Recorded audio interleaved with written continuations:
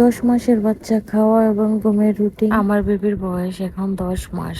বেবির বয়স যখন 7 থেকে 8 মাস তখন থেকে ডেইলি মোটামুটি একই রকমের রুটিন চলছে। ডেইলি সকালবেলা ঘুম থেকে উঠে সকাল 7টা থেকে 8টার মধ্যে সাথে সাথে গরুর দুধ খায়। সকালের খাবারটা দিই আমি 9:30 থেকে 10:30টার মধ্যে। সকালটা ও কাটে সাধারণত খেলা করে। সকালবেলার সময়টা ওকেই দিতে হয়। দুপুরবেলা একটু লম্বা সময়ে সে ঘুমায়। ও বেশিরভাগ সময় ঘুমায় 12টা থেকে 1টা পর্যন্ত। ঘুম থেকে ওঠার পর প্রায় সাথে সাথে দুপুরের খাবারটা দিই, অর্থাৎ 2টার দিকে।